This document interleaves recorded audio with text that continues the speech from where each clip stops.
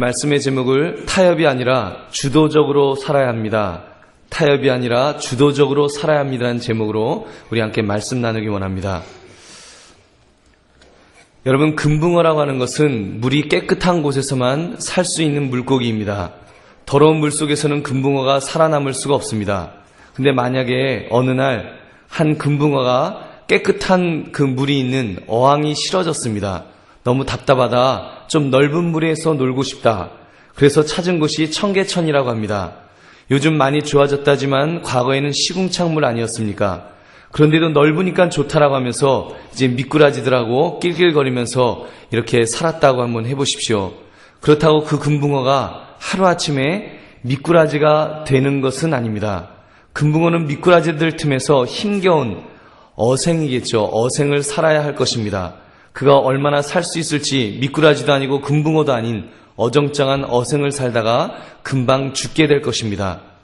성경에 이런 어리석은 금붕어와 같은 인물로 롯을 소개합니다. 그는 금붕어와 같이 깨끗한 물에서만 살아야 하는 하나님의 백성이었습니다. 근데 그는 한 발을 죄악의 시궁창 속에 디디고는 어정쩡하게 살아가고 있었습니다. 롯이 어떤 선택을 한 사람이라고 성경은 말씀합니까? 그는 당장 눈앞에 좋아 보이는 세상적인 것을 선택했던 그런 사람이었습니다. 그는 삼촌 아브라함과 땅 문제로 다툴 때 화려하고 멋있어 보이는 소돔과 고모라 성을 택하였습니다. 소돔성은 외관적으로는 아름다웠지만 영적으로는 타락한 도시였습니다. 죄악이 관영한 도시였다는 것입니다. 오죽하면 소돔이라고 하는 그 단어의 의미가 남색 수간이라는 뜻입니다. 남색은 동성연애를 말하고 수간이란 짐승과 성관계를 가진다라는 뜻입니다. 오늘 본문 19장 1절을 보시면 그 저녁 때 그 두 천사가 소돔에 이르니 마침 롯이 소돔 성문에 앉아 있다가 그들을 보고 일어나 영접하고 땅에 엎드려 절하였다라고 기록합니다. 롯이 앉아 있던 곳이 어디라 그랬습니까? 소돔 성문이라 그랬습니다. 이 성문이란 소돔 성 중에 가장 번화한 곳이라고 할 수 있습니다. 즉 그는 죄악의 중심지에 털퍼덕 주저앉아서 생활하고 있었던 것입니다. 그가 영적으로 얼마나 세상 속으로 깊이 빠져들어갔었는가를 볼 수 있는 장면입니다. 심지어 그는 두 딸을 소돔성의 남자들에게 시집 보내기까지 했던, 그래서 불신 사회를 보면서 마치 그곳에서 천년만년 살 것처럼 착각을 했던 것입니다. 아마도 이 롯이라는 인물은 아브라함의 기도의 제목이었음에 틀림없습니다. 그 피부치라고는 아브라함으로서 롯밖에 없었는데 롯이 정신을 못 차리는 것입니다. 죄악이 관영한 땅에서 죄인 줄도 모르고 정신없이 살아갑니다. 그래서 아마 아브라함은 롯을 위해서 하나님 롯을 좀 붙들어 달라고, 좀 정신 좀 차리게 해달라고 많은 기도를 했을 것입니다. 지난주 말씀이 바로 그런 내용이 아닌가 싶습니다. 아브라함이 하나님의 사자를 만나서 롯이 살고 있었던 소돔과 고모라 성이 멸망할 것을 듣게 됩니다. 아브라함은 창세기 18장에서 롯을 위해서 중보적 기도를 하게 됩니다. 하나님, 그 소돔성을 구원해달라고, 의인 50명만 있으면, 45명만 있으면, 40명, 30명, 20명, 10명만 있으면 좀 구해달라고 부탁하였습니다. 그러나 소돔성은 10명의 의인이 없었기 때문에 그 소돔성은 멸망했지만, 그러나 롯과 그의 가족들은 이제 구원함을 받게 됩니다. 그런 기도가 있었기 때문에 오늘 본문을 보면 롯이 나그네를 지나칠 정도로 환대하는 모습을 보게 됩니다. 그것은 아브라함이 롯을 위하여 중보적 기도를 많이 하여 왔었기 때문에 그렇게 하나님의 천사를 만나 들어가시는 그런 하나님의 은혜인 줄로 믿습니다. 롯이 두 천사를 보자 우리 집에 오셔서 발을 씻고 주무실 것을 간청합니다. 지금 뭐 천사지만 사실 천사가 아니라 사람의 얼굴을 한 그냥 나그네였습니다. 그때 3절을 보니까 롯이 아주 간청하면서, 그들이 거절했지만 아주 간청하면서 제발 우리 집에 오셔서 좀 이렇게 좀 쉬시라고 이렇게 부탁할 때 그들이 돌이켜서 그 집으로 들어갔다 그랬습니다. 근데 이제 어떤 일이 일어납니까? 4절을 보면 그들이 눕기 전에 그 성사람 곧 소돔 백성들이 노소를 막론하고 원근해서 다 모여 그 집을 에워쌌다 그랬습니다. 그리고는 그 손님들을 이끌어내라, 우리가 그들을 상관하리라라고 외쳤습니다. 이 상관한다는 것은 남자가 남자와 성적인 관계를 가지겠다고 그렇게 말하는 것입니다. 얼마나 끔찍한 죄악입니까? 롯은 자기 집에 들어온 손님을 보호하기 위해서 모든 노력을 다합니다. 심지어 자기 딸들을 그 불안당들에게 넘겨주겠다고 약속합니다. 8절을 보니까 내게 남자를 가까이 하지 아니한 두 딸이 있노라. 청하건대 내가 그들을 너희에게로 이끌어내리니 너희 눈에 좋을 대로 그들을 행하고 이 사람들은 내 집에 들어왔은즉 이 사람들에게는 아무 일도 저지르지 말라. 그러나 백성들의 반응은 그 아주 냉담했습니다. 9절을 보면 그들이 이르되 너는 물러나라. 또 이르되 이자가 들어와서 거류하면서 우리의 법관이 되려 하는도다. 이제 우리는 그들보다 너를 더 헤아리라 하고 롯을 밀치며 가까이 가서 그 문을 부수려고 하는지라.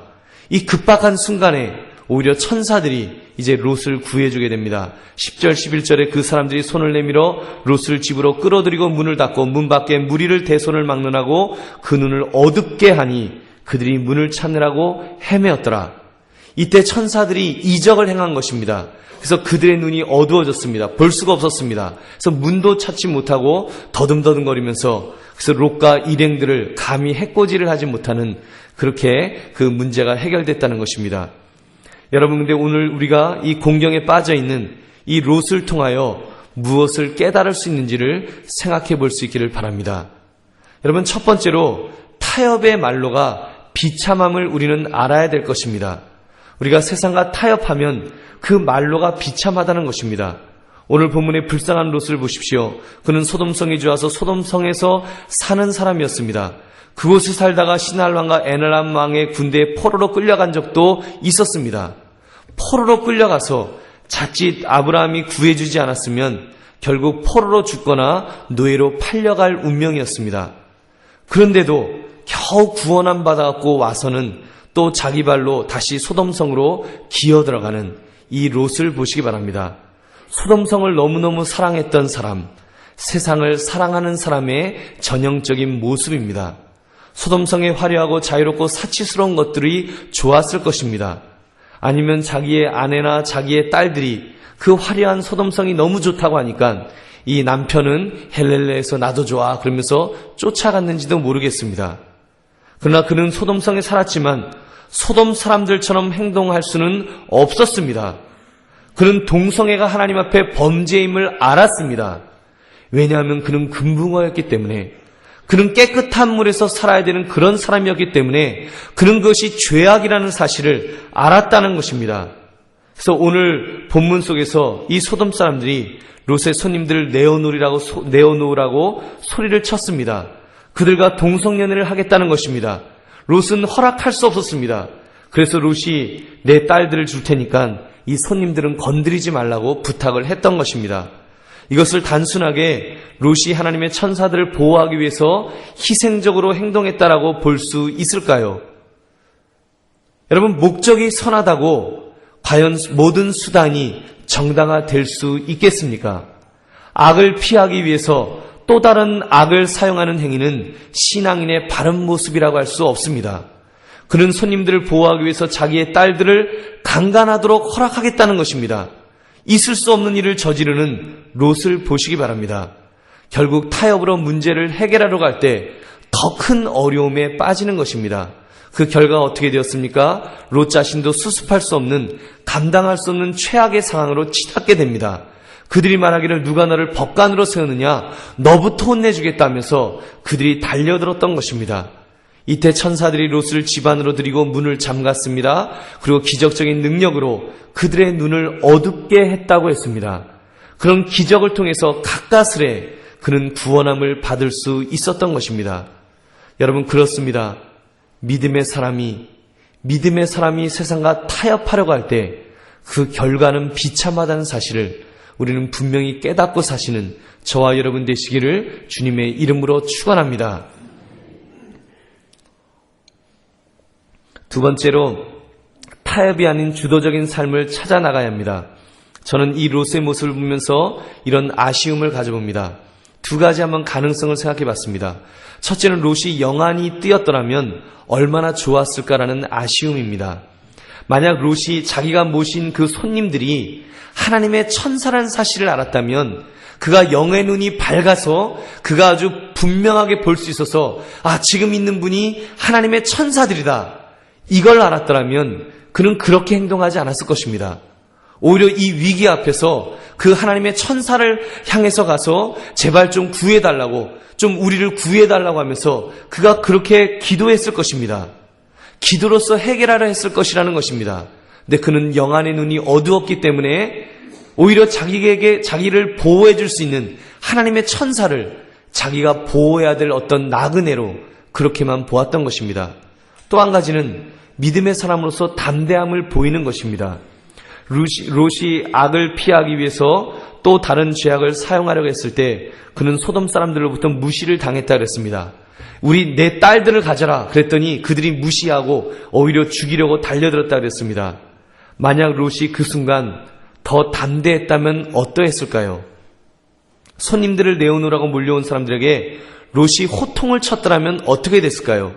당신들 정신 있느냐고, 지금 손님으로 찾아온 사람에게 무슨 행패를 부려고 하느냐? 당신들 그러고도 하늘이 두렵지 않느냐고 만약에 그가 소리를 쳤다면 어떻게 되었을까요? 여러분, 어리석게 들리시겠지만 적어도 롯의 상황은 그럴 수도 있었습니다. 그들은 이미 1차 경고를 받았던 사람들입니다. 그들은 이미 포로로 한번 잡혀갔던 사람들입니다. 그들은요, 위기를 한번 만났기 때문에 그래도 정신 차려야지라는 생각을 조금은 했던 사람들입니다. 더군다나 여러분, 그들이 어떻게 구원함을 받았습니까? 바로 소돔과 고모라성 사람들의 구원자는 아브라함이었습니다. 아브라함이 자기가 그 기르던 그 군대를 이끌고 와서 구원해 줬습니다. 아브라함과 롯의 사이는 조카와 삼촌의 사이입니다. 그러면 이 롯이 정말 담대하게 당신들 지금 정신 있냐고 하면서 담대하게 쫓아보냈더라면 혹시 몰랐을 것이라는 것입니다.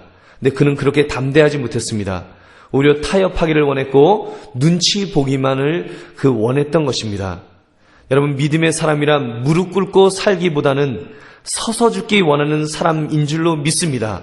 그럴 때 세상으로부터 무시를 당하지 않는 것입니다.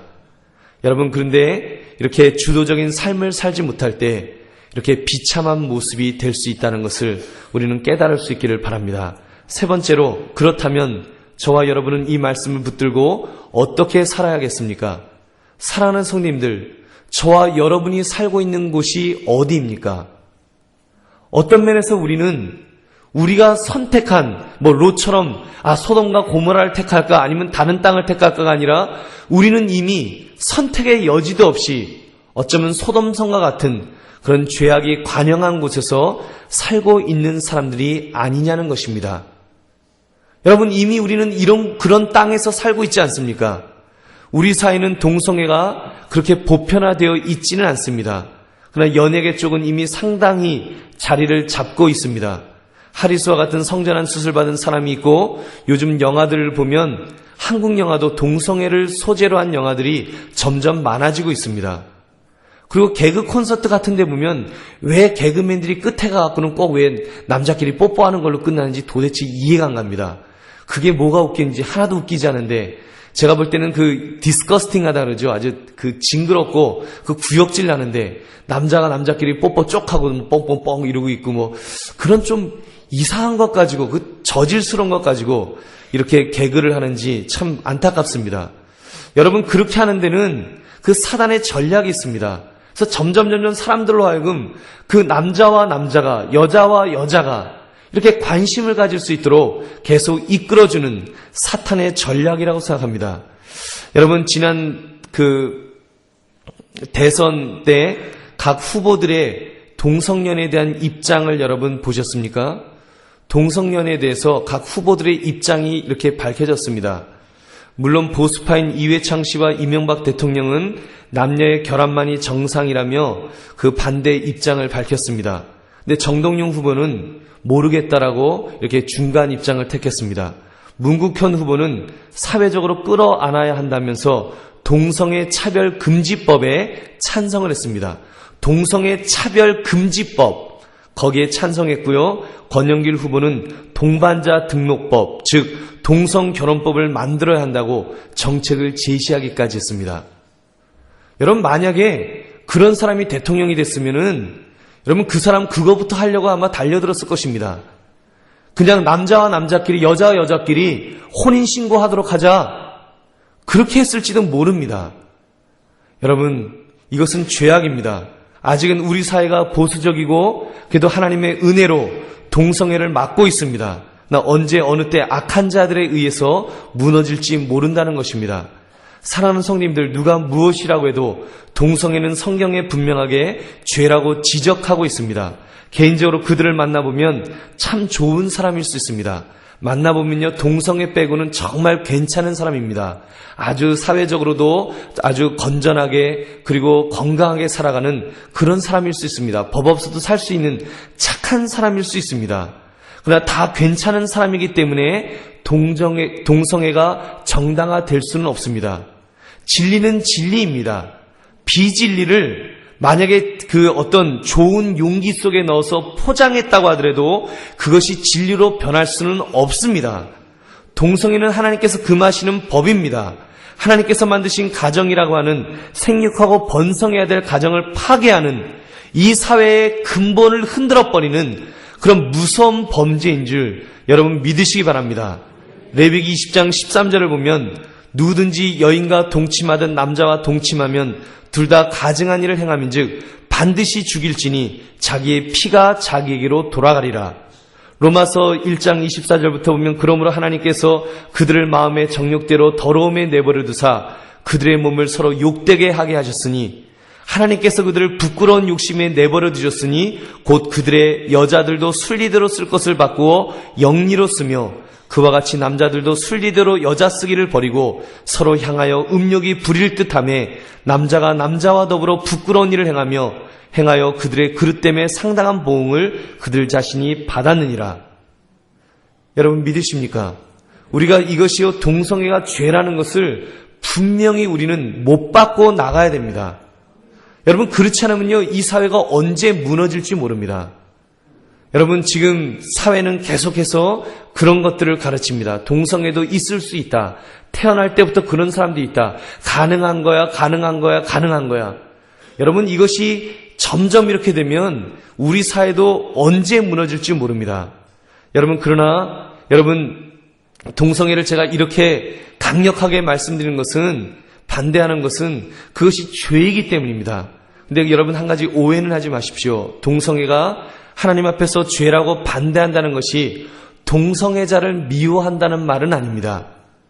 여러분 우리가 분명히 그것도 기억해야 합니다. 그분들도 당연히 사랑받아야 되고 인격적으로 대우받아야 하고 그리고 회개하고 하나님께 돌아와야 할 죄인인 줄로 믿습니다.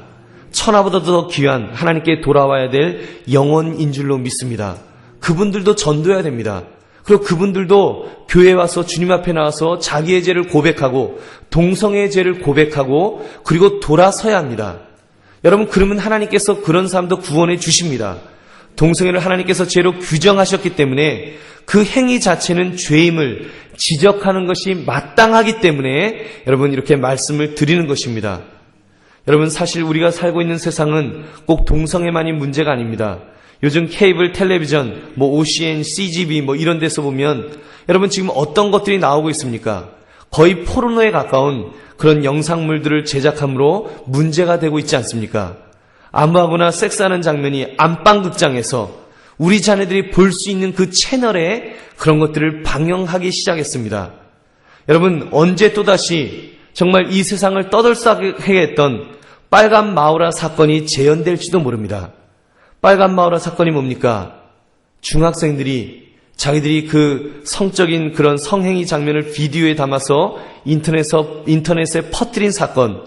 여러분 또 안 터지리라고 우리가 어떻게 장담할 수 있겠습니까? 요즘 성범죄자들에 대한 이야기가 너무나 많이 나오지 않습니까? 정말 무서운 세상 아닙니까? 정말 그 사람들이 지금도 돌아다니면서 우리의 정말 어린 자녀들을 그 건드리기 위해서 그 심지어 죽이기 위해서 토막내기 위해서 다니고 있을지 모르는 끔찍한 세상 아닙니까? 이런 죄악의 세상 속에서 우리는 과연 어떤 모습으로 살아가야 할까요? 그들과 친구하며 그들처럼 동화되어 살아야겠습니까? 아니면 그런 세상을 버리고 홀로의 산속에서 살아야 하겠습니까? 무엇이 가장 옳은 길이 되겠습니까? 정말 요즘 같은 세상이라면 차라리 산속에 들어가서 사는 것도 괜찮겠다는 생각이 듭니다. 우리는 세상을 떠나 살 수 있는 자들이 아닙니다. 성경은 우리가 세상 안에서 살되 구별된 삶을 살 것을 말씀하고 있는 것입니다. 주님도 말씀하였습니다. 마태복음 5장 13절 보니까 너희는 세상의 소금이니 소금이 만일 그 맛을 잃으면 무엇으로 짜게 하리요 후에는 아무 쓸데없어 다만 밖에 버려져 사람에게 밟힐 뿐이니라. 이것이 영적인 원리입니다. 믿음의 사람의 살 길은 믿음으로 살아야 한다는 것입니다. 근데 믿음의 사람이 만약에 그렇게 하지 못하면, 신앙의 정죄를 지키지 못하면 세상에서 버림받고 밟힐 뿐이라고 성경은 말씀합니다. 여러분, 제가 군에 있을 때 이런 일이 있었습니다. 군대 고참이 참한 여대생을 사귀게 되었습니다. 근데 고참이 그 이야기를 하더라고요. 그 여대생이 아주 독실한 크리스찬이라는 것입니다. 얼마나 예수님을 열심히 믿는지 모르겠다고 하면서 그런 여자를 사귀게 됐다고 저한테 자랑을 했습니다. 그래서 그런가 보다 되게 좋아하더라고요. 근데 어느 날 어이없게도 몇 번 만나지 않아서 이제 그 고참이 그 여대생하고 잠자리를 같이 하게 됐습니다. 근데 그 잠자리를 한 후에는 고참이 그녀를 피하기 시작했습니다. 피하는데 아예 그 경멸할 정도로 이렇게 피하는 모습을 보았습니다. 아마도 독실한 크리스찬이라서 뭔가 기대했었는데 다른 여자들과 별반 다를 것이 없다는 실망감 때문이었던 것 같습니다. 어느 날 그 여대생이 제게 찾아왔습니다. 그리고는 제가 신학생인 것을 알고 저에게 고참을 위해서 기도해달라고 부탁을 하더라고요. 제가 굉장히 난감했습니다. 어떻게 사람이 예수를 저렇게 잘 믿는다고 하는 사람이 왜 저랬을까? 굉장히 마음이 아팠습니다. 만일 그녀가 고참에게 독실한 크리스찬으로서 정절을 지켰더라면 더 매력 있는 여성으로서 그리고 더 좋은 인상을 심어줬을 것이라고 믿습니다. 그런데 세상 사람들은 몰라도 크리스찬으로서, 더군다나 독실한 크리스찬으로서 세상과 타협하는 순간에 더 큰 배신을 당하고 더 큰 어려움에 빠질 수 있다는 것입니다. 여러분, 믿음의 사람이 믿음을 잃게 되면 처음에는 그 길이 사는 길 같으나 종국에는 멸망의 길인 줄 여러분 믿으시기 바랍니다. 예수님께서 어떻게 사셨습니까? 죄인들이 있는 세상 속으로 들어오셨습니다. 그러나 세상 사람들처럼 행동하지는 않으셨습니다. 세상 속에 있되 세상을 변혁시키는 모습으로 계셨다는 것입니다. 어둠 속에 계시되 빛의 역할을 감당하며 계셨습니다. 마태복음 5장 14절을 보면 너희는 세상의 빛이라 산 위에 있는 동네가 숨겨지지 못할 것이요. 그래서 어두움으로 하여금 자신들이 어둠 속에 있다는 사실을 더 뼈저리게 느낄 수 있도록 빛과 소금의 역할을 감당하며 계셨습니다. 여러분, 이것이 우리가 취해야 될 자세인 줄로 믿습니다. 우리는 세상과 다른 사람으로, 구별된 사람으로 살아가시는 저와 여러분 되시기를 주님의 이름으로 축원합니다. 오늘 말씀을 통해 이런 말씀에 도전을 드립니다. 주님은 소돔성 같은 세상에 인간의 몸을 입고 오셨습니다. 왜 그랬습니까? 그들을 구원하시기 위해서. 그러므로 세상에 동화되신 것이 아니라 오히려 세상을 변혁시키셨습니다. 세상에서 빛을 발하시며 소금의 짠맛을 내시며 그들의 바른 길로 이끌어 주신 것입니다. 그렇다면 나는 어떤 모습을 가져야겠습니까? 저나 여러분들은 두 나라에 속한 사람들입니다. 안타깝게도 두 나라에 속해 있습니다. 우리의 몸은 소돔 같은 이 세상 나라에 속해 있지만 우리의 영은 하늘에 속해 있는 줄로 믿습니다. 그런 면에서 우리는 차원 높은 삶을 사는 사람인들인 줄로 그렇게 믿습니다. 그러므로 저와 여러분은 세상을 변혁시키는 사람이 되시기 바랍니다. 영향을 받는 것이 아니라 영향을 끼칠 수 있기를 바랍니다. 빛과 소금의 역할을 감당하는 저와 여러분이 되시기를 바랍니다. 사랑하는 성도님들, 세상과 타협하며 세상 속에서 헤매는 삶을 우리가 이제는 그만 삽시다. 여러분, 우리가 혹시 그런 삶을 살았다고 할지라도 이제는 우리가 선포하고 이제 그 삶을 정리할 수 있기를 바랍니다. 오히려 신앙의 절개를 지키며 세상을 이끌어가는 삶을 살겠다고 결심할 수 있기를 바랍니다. 특별히 이번 한영원 사랑 축제를 앞에 두고 이런 결단을 해보시기 바랍니다. 내가 전도하는 사람에게 소망을 주리라, 희망을 주리라, 진리의 빛을 소개하고 진리의 빛을 따라가는 사는 삶이 어떤 삶인지를 보여주리라 결심하며 살아가시는 저와 여러분 되시기를 바랍니다. 여러분, 세상은 점점 소망을 잃어갑니다. 세상의 교육은 이제 두 손 두 발을 다 들고 있습니다. 성교육의 예를 제가 들어볼까요?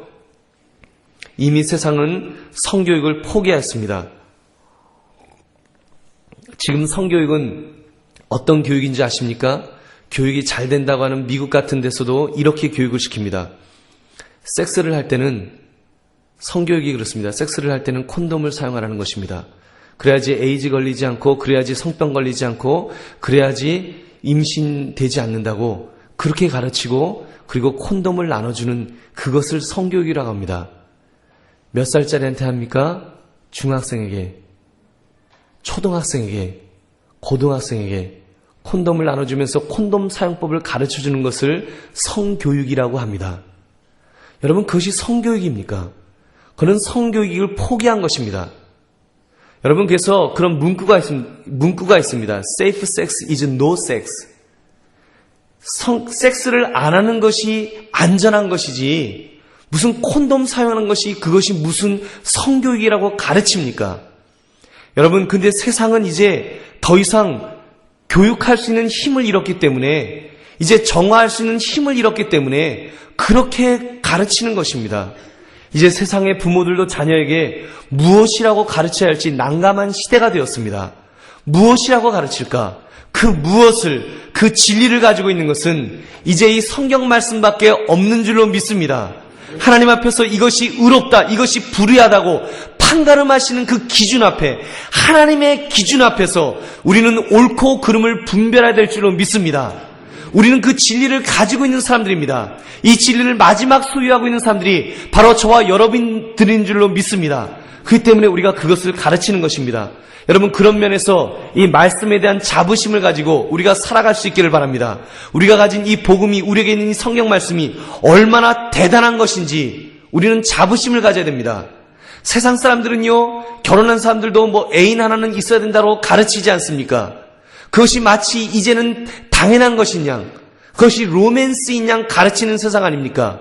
거기서 마지막 가정을 지킬 수 있고 이 사회를 지킬 수 있는 것은 예수 그리스도밖에 없는 줄로 믿습니다. 여러분, 그 자부심 가지시고 이번 한영원 사랑축제에 여러분, 저들에게 담대하게 복음을 증거하시기 바랍니다. 당신의 가정의 살 길은, 당신의 자녀가 살 길은 예수 그리스도를 믿고 살아가는 것뿐이 없다고, 성경 말씀을 가지고 살아가는 것뿐이 없다고 그렇게 가르칠 수 있는 저와 여러분 되시기를 바랍니다. 그뿐 아니라 여러분, 사람들은 점점 인생의 낙도, 행복도 잃어가는 삶을 살고 있습니다. 겨우 행복의 기준을 소유에 두고 살지 않습니까? 겨우 행복의 기준을 소유에 두고 있지 않습니까? 그래서 얼마나 많이 가졌는가, 얼마나 많이 소유했는가, 좀 많이 소유하면 행복한 것 같고 그러다 좀 잃어버리면 절망에 빠지지 않습니까? 심지어 스스로 목숨을 끊기까지 하고 있지 않습니까? 그 정도로 세상 사람들은 소망도 없고 꿈도 없고 희망도 없는 것입니다. 여러분, 소유가 어떻게 희망이 되고 소망이 되고 꿈이 될 수 있습니까? 소유는 소유일 뿐이 아무것도 아닙니다. 있다가 없어지면, 그 소유가 없어지면 소망도 꿈도 희망도 없어지는 것입니다. 사랑하는 성도님들, 우리에게, 저와 여러분은 어떻습니까? 우리에게 소망이, 희망이, 꿈이 있지 않습니까? 하나님의 아들 예수 그리스도 안에서 이 땅에서의 소망뿐 아니라 하늘나라의 소망까지 가진 사람들이 우리 예수 믿는 사람들인 줄로 믿습니다. 하나님의 자녀됨의 신분에 우리는 꿈이 있습니다. 우리는 하나님의 자녀 되었다, 하나님의 백성 되었다고 하는 이 놀라운 이 소망이 있습니다. 이 꿈이 있기 때문에 우리는 행복한 줄로 믿습니다. 하나님께서 우리에게 약속하신 풍성한 것들이 있지 않습니까? 그들에게 예수님을 믿음으로 얼마나 행복한지를 알려주시기 바랍니다. 나의 행복, 나의 감사, 나의 기쁨을 증거할 수 있어야 됩니다. 그래서 우리 초대장을 행복 나눔 축제라고 이렇게 하였습니다. 행복 나눔 축제. 행복을 나누고 싶다. 내가 만난 예수, 그분으로 인하여 무엇이 행복한지, 왜 행복한지, 내 삶에는 어떤 소망이 있는지를 바르게 정리하고 바르게 이야기하라는 것입니다. 여러분, 이 세상에 산다는 것, 타협은 살 길이 아닙니다. 세상과 타협하면 우리의 목숨을 연명하려고 해서는 살 수가 없습니다. 우리는 세상의 지팔뼈, 아무 쓸모없는 존재가 될 것입니다. 그러므로 여러분 오늘 말씀을 통해서 그 이상의 주도적인 그런 주도적으로 살아갈 수 있기를 바랍니다. 타협이 아닌 주도적인 삶, 내가 가지고 있는 이 복음을 증거하고 내가 가진 기쁜 소식을 전하면서 그렇게 살아갈 수 있는 저와 여러분 되시기를 주님의 이름으로 축원합니다. 그러므로 저와 여러분의 주도적인 삶을 통해서 한 영혼이 주님께 돌아오며 우리 삶의 정체성에 행복과 기쁨과 자부심을 회복할 수 있는 저와 여러분부터 우리가 소유한 이 행복, 이 감사, 이 기쁨 이런 것들을 회복할 수 있는 저와 여러분 되시기를 주님의 이름으로 축원합니다. 우리 함께 기도하겠습니다. 하나님